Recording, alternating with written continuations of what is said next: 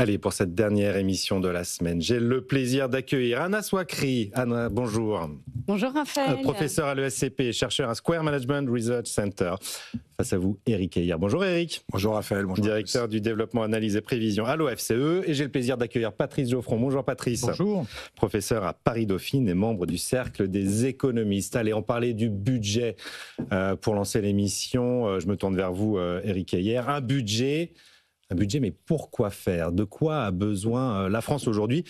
Sébastien Lecornu l'a dit mercredi soir au JT de France 2, ce sera un budget qui prévoit 4,7% de déficit. Est-ce que c'est le ratio auquel on pourrait tomber à la fin de l'examen? On peut commencer par ça. Est-ce qu'il faut s'engager sur un niveau de déficit? À mon sens, non. Pourquoi? Parce que vous voyez, oui, parce qu'en fait, on peut s'engager sur des efforts que l'on va demander aux Français. On va augmenter les impôts ou baisser la dépense publique. Enfin, on va demander des efforts. Ensuite, qu'est-ce que ça va faire sur les déficits? Ça va dépendre de la croissance économique. Et vous voyez, si vous avez un choc complètement exogène à l'économie, oui, vous allez être déçu. Et donc, je pense qu'il ne faut pas s'engager sur un niveau de déficit. Il faut s'engager sur un effort. Et donc, c'est comme ça qu'on sera jugé par les marchés et qu'on sera aussi jugé par nos partenaires européens. On s'engage en Europe, vous voyez, on s'est engagé à faire 120 milliards d'économies, d'efforts. Oui. Ça peut être aussi... C'est un ralentissement de la hausse des dépenses. Oui, soit par un ralentissement de la hausse des dépenses, soit par une augmentation de la fiscalité. La Commission européenne n'a pas son mot à dire là-dessus. Donc on s'est engagé sur ces efforts et c'est ça qu'il faut tenir. C'est est-ce qu'on va bien tenir les efforts? Ensuite, si la croissance économique est là, on va avoir le 4,7. Imaginons qu'il y a un choc complètement exogène et que la croissance se ralentit. Qu'est-ce qu'on va faire? On va faire plus d'efforts pour obtenir ce déficit-là? Non, il faut arrêter. Ça, c'était l'erreur qu'on avait commise en 2011 où on n'était pas content du déficit obtenu, donc on continue à faire plus d'efforts, ça cassait encore un peu plus la croissance? Non. Donc on fait les efforts. Par des hausses d'impôts. Alors, c'était par les hausses d'impôts, mais peu importe, d'accord? Peu importe, on ne doit pas courir après ce chiffre-là parce que le gouvernement n'a pas la main sur ce chiffre de croissance. On peut l'espérer, mais vous voyez, si des chocs venus géopolitiques ou commerciaux d'un coup font que la croissance est plus basse, qu'est-ce que l'on fait? Donc ça, je pense que c'est important de dire, ce sont les efforts et on va s'y tenir. Apparemment, Éric Heyer, vous n'avez pas encore parlé au nouveau ministre de l'économie et des finances, Roland Lescure, qui lui était à l'Eurogroupe à Luxembourg hier. On l'écoute tout de suite. Nous allons nous assurer de mettre en place un budget afin que la France dispose d'un budget en 2026. C'est mon devoir, ma responsabilité. Nous allons avoir un budget qui sera conforme aux engagements pris par la France vis-à-vis de ses partenaires européens, à la fois pour la trajectoire et pour l'objectif. Nous allons avoir un déficit budgétaire inférieur à 3% d'ici 2029. Cela a été rappelé par mes prédécesseurs, cela a également été dit régulièrement par le président lors de tous les sommets européens. Alors c'est vrai que Roland Lescure rappelle l'objectif de 3%, effectivement, sans cranter forcément les 4,7% d'objectifs sur la fin 2026. Mais bon, on est bien sur cet objectif-là. On a des engagements européens, Patrice Geoffron, à tenir. Très compliqué dans ma perception d'économiste et par ailleurs de citoyen, idéalement, un budget doit refléter un projet. Or, il n'y a pas de projet. Avoir un budget devient le projet. Oui. C'est une traduction financière d'objectifs de politique publique, normalement. On pourrait imaginer, Éric l'a dit, il y a toute une série de menaces qui ne sont pas des menaces virtuelles. On les a touchées plus que du doigt très durement au cours de ces dernières années et auxquelles on ne fait pas face de toute évidence, compte tenu, encore une fois, du morcellement. J'ai eu l'occasion de dire sur ce même plateau très très tôt que la France n'est pas en crise économique, elle est en crise politique grave, et plus grave encore aujourd'hui que ce qu'on pouvait imaginer il y a quelques mois. Et donc, bien malin qui peut dire quel est le budget idéal dans ce contexte. J'ai tendance à considérer que le budget idéal, c'est le budget qui, à un moment, va trouver une majorité à l'Assemblée plutôt que de nous enfoncer plus loin dans cette crise. Mais j'ai vraiment l'impression qu'on est dans un avion. Il y a du chahut, plus que du chahut, une rixe parmi les passagers, dans le poste de pilotage aussi, et il me semble qu'il faut maintenir une sorte de cap qui est assez fluctuant, mais qu'on n'est pas dans la situation dans laquelle on peut définir une feuille de route et un projet. Tout ça ne viendra, on peut l'espérer, mais ça n'est pas totalement garanti, qu'avec une élection présidentielle. Oui. Donc dans ce contexte, on en parlera un peu plus loin, la question des retraites me semble devoir être appréciée tranquillement. Évidemment, il y a un coût potentiel d'une remise à plat, plutôt d'une mise du pied sur le ballon. Je pense que c'est plutôt ça, et c'est ce que dit notamment la CFDT à court terme, qui n'est pas très élevé, qui peut l'être à long terme, évidemment, s'il n'y avait pas à nouveau un débat. Et il faut évidemment qu'on espère que ce débat ait lieu. Oui, mais un bon budget, c'est un budget qui aura une majorité dans quelques temps. Bon, le premier objectif de ce budget, effectivement, c'est d'être adopté en temps et honneur, en plus, au 31 décembre. Mais de quoi a besoin la France? Parce que l'idée, c'est évidemment de nourrir la croissance, la compétitivité pour créer de l'emploi et de la richesse qui permet de réduire les déficits. Est-ce que ce budget va répondre à ces questions-là, Anna Souakri? Alors, je rejoins en fait ce que vous avez dit tous les deux. C'est effectivement ce qu'il faut, c'est aller vers s'engager sur une trajectoire qui soit crédible, employer effectivement toutes les capacités pour y arriver, et de manière à atteindre un objectif. Or, le problème, comme vous l'avez dit, c'est qu'effectivement, il n'y a pas de vision à terme. Donc, il n'y a pas réellement de projet qui soit suffisamment unanime, du moins parmi les partis gouvernementaux, donc qui puisse avoir le consensus et donc embarquer tout le monde et donc faire en sorte qu'il n'y ait aucune résistance, et au contraire que tout le monde travaille ensemble à la réalisation d'un objectif. On voit que c'est compliqué dans l'environnement politique actuel. Mais de manière, effectivement, à pouvoir augmenter le PIB et au moins stabiliser le déficit. Parce que Éric a dit, il ne faut pas s'engager tellement sur une cible de déficit, c'est vrai. Ce qu'il faut, c'est pouvoir montrer à nos partenaires et aux investisseurs internationaux qu'on va faire des efforts. Mais ces efforts, si on revient même au terme de faire des efforts, le terme effort, c'est employer toutes ses capacités pour pouvoir atteindre un objectif. Oui. Donc ça suppose qu'on ait un but, qu'on ait un horizon en vue, donc qu'on ait une vision, donc qu'on a une trajectoire et qu'on emploie l'ensemble des capacités. Or là, si on raisonne uniquement en équilibre fermé, en disant, bon, par exemple, la réforme des retraites, ça coûte tant, on sera à temps.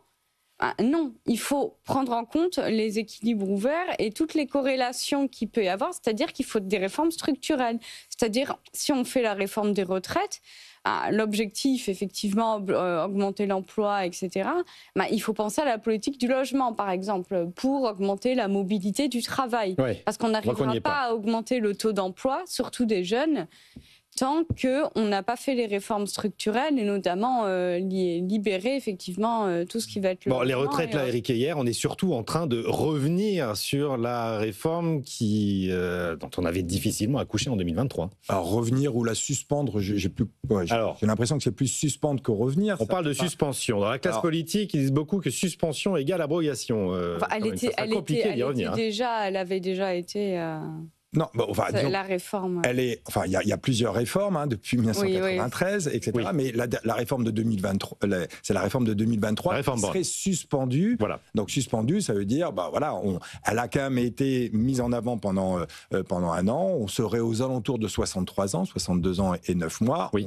On suspendrait à ce moment-là et on reprendrait au moment d'un débat présidentiel avec pour un vrai discours et une vraie politique qui pourrait être avec un vote au Parlement et pas passer par 49.3. Est-ce que c'est la bonne solution? Là, encore une fois, on est dans un jeu politique. Encore une fois, il vaut mieux un budget que pas du tout de budget. Si pour avoir un budget, il faut passer par là, à mon avis, c'est peut-être une piste. Alors, mais attention, c'est bien ce qui a été dit par le Premier ministre, c'est-à-dire que si on gèle et on suspend, ça va coûter aux alentours de quelques centaines de millions cette année et 1 milliard. 3 milliards l'année prochaine. Et 3 milliards l'année prochaine, il faudra les trouver, d'accord? Et donc ça veut dire que la facture, l'effort qu'on demande, là, les 120 milliards, ça va être 120 milliards plus 3. Et mais c'est 123 milliards qu'il faudra trouver. Donc il faut pas perdre de vue que de toute manière, on va demander des efforts aux Français. Et donc des efforts aux Français, c'est pour ça que le débat avec le pouvoir est un peu compliqué. On se dit, comment tu peux arriver à cet équilibre-là? Comment on peut à la fois demander des efforts, c'est-à-dire moins de dépenses publiques ou plus d'impôts, et redonner du pouvoir d'achat? Ça, c'est un peu une mission impossible. Il va falloir jouer. Il faut être souple, il faut être talentueux. Souple, ou alors rentrer dans le détail et se dire, est-ce qu'il y a eu des gagnants et des perdants depuis... vous voyez, les déficits ont augmenté parce qu'on a fait beaucoup de boucliers énergétiques et beaucoup de quoi qu'il en coûte. Est-ce que tout le monde y a gagné de la même manière? Et donc, il faut dire, tiens, voilà, qui a gagné, qui a perdu? C'est ça la vraie pédagogie. Et ensuite dire, ah bah tiens, toi tu as peut-être un peu trop gagné pendant cette période-là, on va te demander un peu plus d'efforts que d'autres. Est-ce que les Français aussi ont conscience qu'ils ont gagné? Parce que boucher, avaler, n'a plus de goût en général. On oublie vite aussi tous les efforts. Est-ce qu'il faut vraiment rentrer dans ça? Je ne serais pas pour, parce qu'on va encore diviser. Et là, on a besoin de justement l'unanimité et un peu l'engagement de chacun pour que tout le monde s'y mette. Et si on commence à montrer du doigt les coupables, là, vous avez bénéficié effectivement avec vos groupes privés, etc. Vous avez bénéficié de le tarif de l'essence, etc. Enfin voilà, des boucliers. On va encore commencer à diviser les Français, faire créer des antagonismes. C'est un peu le sujet Tax-Zuckman. On a trouvé 1800 ménages pour régler tous nos problèmes. Qu'on a besoin de tout le monde. Par contre, ce qui est vrai, c'est qu'il faut peut-être dédiaboliser en fait cette histoire des retraites. Tout le monde se cristallise là-dessus. Donc en fait, il faut essayer de désamorcer un petit peu la tension autour d'eux, comme si c'était cette divinité des retraites, sans pour autant. Mais le problème, c'est que c'est sans pour autant donner un mauvais signal vis-à-vis de nos partenaires et européens et des investisseurs internationaux, comme quoi on reviendrait entre guillemets à un open bar. Donc effectivement, il faut réfléchir à comment est-ce qu'on peut faire quelque chose d'intelligent, peut-être réfléchir à un format de retraite à points. C'est ce que propose Marie-Lise Léon, la CFDT. Revenir sur ce grand chantier. Mais ce sera pas, on n'aura pas débat dans 2027. Et avec une dose, et commencer à annoncer, mais évidemment, ce ne sera pas pour tout de suite, mais au moins annoncer qu'on va commencer à réfléchir et à structurer une partie de capitalisation, de retraite par capitalisation. Parce que ça donnera de la crédibilité vis-à-vis des partenaires extérieurs.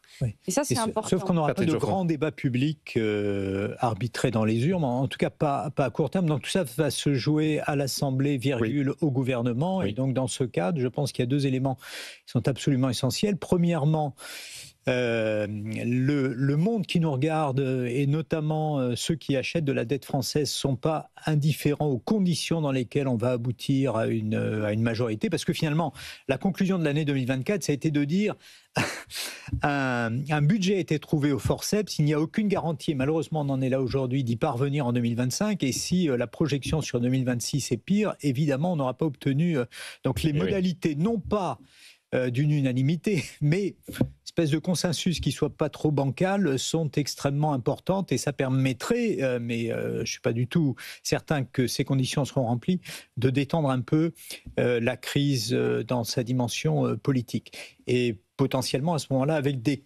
conséquences également sur une autre variable qui est extrêmement importante, qui est l'épargne des Français. Il y a beaucoup d'épargne qui s'est constituée, notamment, Éric l'a dit, au travers du quoi qu'il en coûte, et c'est un élément qui évidemment est à prendre en compte, et qui, si l'atmosphère devait se détendre un peu, à ce moment-là, pourrait relancer, modestement sans doute, mais en tout cas éviter une érosion de la croissance, mais qui ne s'effondre pas. C'est assez étonnant aussi.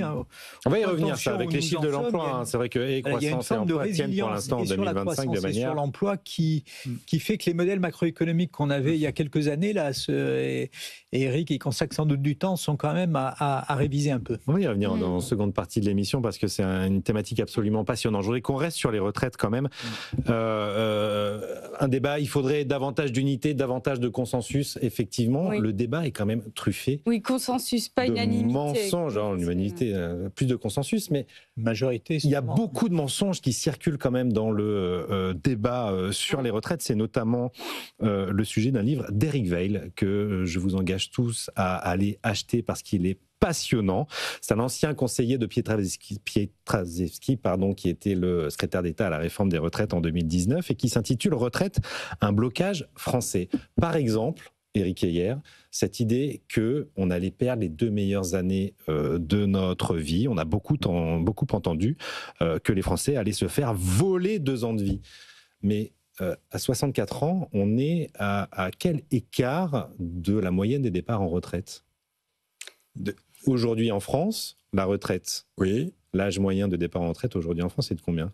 C'est de 63 et un 63 mois. et demi, 5 ouais, mois, 6 mois. Donc 6 en mois. réalité, cette réforme, elle ne fait qu'avancer que de 6 mois oui. les départs en retraite. Non, mais d'accord, mais c'est une moyenne, d'accord. Oui, et absolument. effectivement, le problème des symbole. retraites, peut-être qu'il faut aller en amont, et c'est peut-être les sociologues qui vont nous expliquer l'histoire. Ouais, c'est que quand vous regardez les enquêtes qui sont menées auprès d'une centaine de pays, 80, et qu'on parle à la fois de valeur travail et d'épanouissement au travail, moi, je les trouve assez passionnants parce qu'elles répètent toujours un peu la même chose.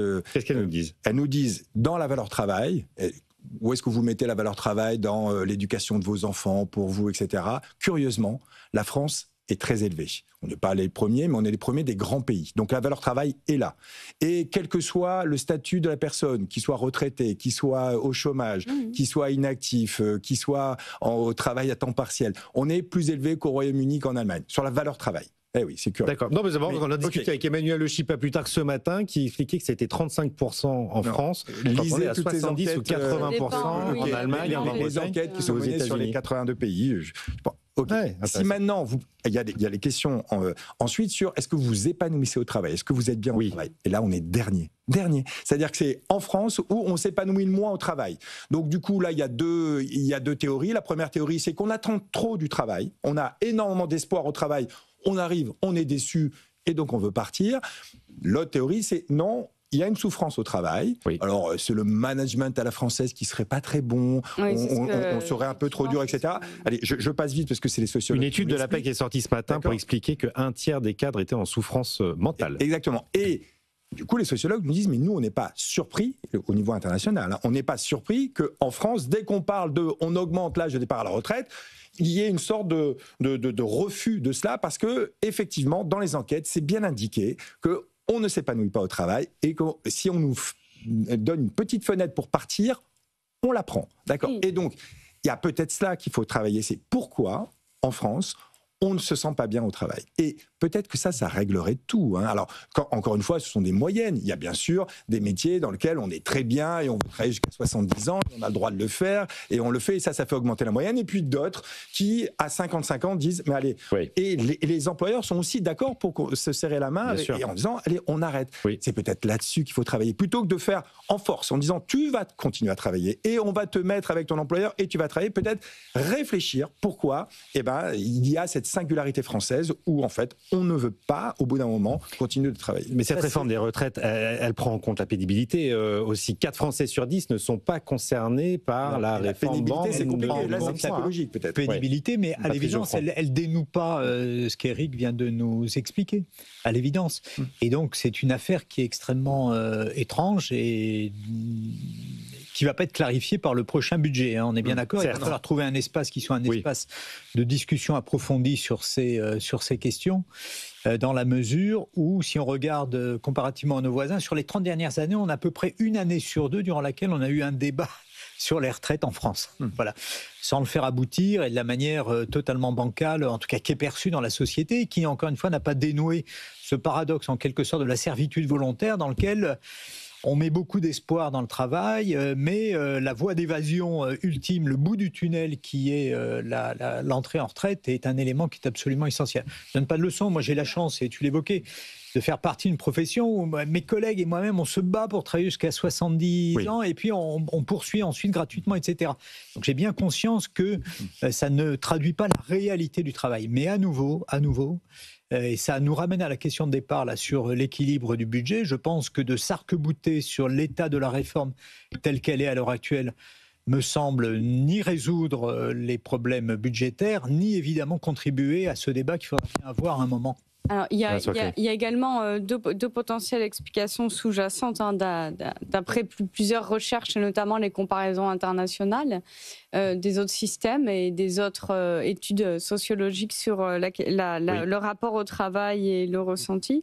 C'est également ce fort taux de cotisation et de prélèvement sur les retraites. Parce qu'en fait, les Français ont entre guillemets l'impression, je caricature à très gros traits les explications bien plus approfondies, mais c'est à mesure où une partie de leur salaire, donc de leur net, Donc il y a une partie des cotisations pour... Alors on a juste simplement un tout petit problème de micro, on va vous le changer parce qu'on a un petit problème de son, on bouge pas. Je voudrais peut-être qu'on revienne, Eric. Si c'est bon, est-ce qu'on vous entend? Oui, Allez. alors en tout cas, juste pour, dans la mesure où le prélèvement sur les cotisations salariales, donc pour les retraites, sont importantes par rapport aux autres pays. 28% du salaire brut. Oui, donc voilà, par rapport aux autres pays. En fait, les Français veulent, en fait, entre guillemets, partir plus tôt, parce que sinon, ils ont l'impression qu'ils vont être en trop mauvaise santé, donc ils ont cotisé et payé pour quelque chose dont ils ne vont pas pouvoir profiter par la suite. Ça, ce serait également une potentielle explication d'après les comparaisons internationales. Il y a également ce sentiment-là. Et l'autre, effectivement, facteur qui est mis en avant, c'est effectivement le problème de management. Non pas que le management à la française serait incompétent, mais qu'il n'y ait pas assez de management intermédiaire. Voilà, c'est également ce qui est mis... Qui risque d'être sérieusement mis en danger par l'intelligence artificielle aussi. On en discute de plus en plus. Un dernier point que je voulais éclairer, quand même, on l'a un peu évoqué tout à l'heure, Eric, mais c'est ce chiffrage. Quand Maïs Léon explique que la crise financière, c'est un chiffrage de l'OFCE d'ailleurs, la crise politique, l'instabilité politique depuis juin 2024 a coûté, grosso modo, 15 milliards d'euros. Ça, c'est une perte de croissance et elle indique... si c'est 3 milliards le coût de la suspension de la réforme des retraites, mais si c'est ça le prix de la stabilité politique, on sera gagnant. Est-ce qu'on ne met pas en opposition deux éléments qui ne sont pas vraiment comparables en réalité? Parce que le coût se répète année après année en réalité sur les retraites. Oui, non, mais c'est assez malin de le dire, mais effectivement, il n'y a pas de logique à mettre ces deux chiffres en parallèle, d'autant plus qu'il n'est pas évident que, même si on a un budget, l'incertitude baisserait complètement. On pourrait rester, vous voyez, on a eu un budget en 2025 et l'incertitude est restée tout de même élevée. Donc, vous voyez, rien ne dit. Et l'épargne aussi. Alors, c'est peut-être, il faudrait dire en marginal, si on ne le fait pas, ça va continuer à augmenter. Et donc, c'est au-delà des 15. Il faudrait qu'on passe de 15 à 18 pour que le raisonnement marche. Mais bon, de toute manière, c'est tout de même, et je vais revenir sur le chiffrage au FCE, c'est une approximation. Comment on fait ça? Je trouve ça, moi, passionnant. Comment on chiffre, on mesure et quantifie. Et vous allez voir que je vais vous dire comment on le fait, on va le prendre avec un peu de recul. Bon, d'abord, il faut avoir une mesure de l'incertitude. Bon, mais ça, il y a une mesure, il y a 3 économistes qui ont publié, et là, ça devient un peu la norme. Donc, il y a une mesure de l'incertitude géopolitique, commerciale, et au niveau de la politique. Tout comme on le mesure sur les marchés. Donc là, c'est pas l'OFCE qui mesure, c'est une mesure officielle. Allez voir le papier pour ceux qui ça intéresse. C'est Bloom et ses co-auteurs. Ils le font pour différents pays. Donc on prend cette mesure-là et ensuite on le met dans des modèles économétriques pour essayer de voir, tiens, allez, est-ce qu'on voit une sorte de corrélation sur le long terme? On l'a depuis 1997, et voilà, en mensuel, donc c'est quand même assez riche, et on essaie de voir, tiens, allez, avec cette incertitude, qu'est-ce qui se passe par rapport à l'investissement des entreprises, à l'emploi, à la consommation des ménages? Est-ce qu'il n'y a pas un peu de c'est donc en reprenant les précédentes crises politiques. Et donc, du coup, quelles conséquences ça peut avoir sur le PIB? Et donc, c'est une mesure agrégée, mais vous voyez, d'abord, est-ce que cette mesure de l'incertitude est parfaite? Je ne doute pas. Et ensuite, quelles conséquences ça peut avoir sur le PIB? Là aussi, il y a des écarts types. On ne monte pas tous les écarts types, mais on arrive à dire, tiens, allez, en gros, ça a coûté aux alentours de 0,1 en 2024 en point de PIB, 0,4 en 2025, donc ça fait 0,5, donc ça fait 15 milliards. Vous voyez, c'est juste pour avoir un ordre de grandeur, mais il ne faut pas le prendre à la... Oui, et Eric est très prudent, c'est tout à son honneur, mais moi je pense qu'on pourrait même imaginer que ça nous coûte beaucoup plus cher à l'avenir. Je prends un exemple. Ça fait 2 ans que la PPE, donc qui est destinée à programmation pluriannuelle de l'énergie. Voilà, les efforts de décarbonation est gelé. Et de telle manière qu'on ne décarbone plus. Les chiffres aujourd'hui sont parus, une réduction des émissions de gaz à effet de serre de 0,1%. Si le prix du baril dans les années à venir, encore une fois, dans le monde si bizarre dans lequel nous sommes, devait doubler ou tripler, ça s'est passé il n'y a pas si longtemps, ou si le prix du gaz devait être multiplié par 2 ou par 3, et on est en train de passer de Vladimir à Donald pour les fournisseurs, et il y a de vraies raisons de se préoccuper, à ce moment-là, on va se reprendre un choc qui pourrait ressembler à celui de 2022. Le choc de 2022 a été absolument terrible pour nous-mêmes, pour l'Europe entière. Les évaluations, c'est à peu près 600 milliards d'euros de bouclier tarifaire et d'efforts qu'il a fallu faire pour passer ce choc. Donc moi, je trouve que les 15 milliards sont plutôt conservateurs. Moins 10 ans. Conservateurs Non, mais de ce point de vue, compliqué, hein. parce qu'on ne se met pas à l'abri de ce qui nous menace. C'est Bon. très approximatif. Et Sujet puis, passionnant. et puis, en plus, vous l'avez dit, c'est que des si.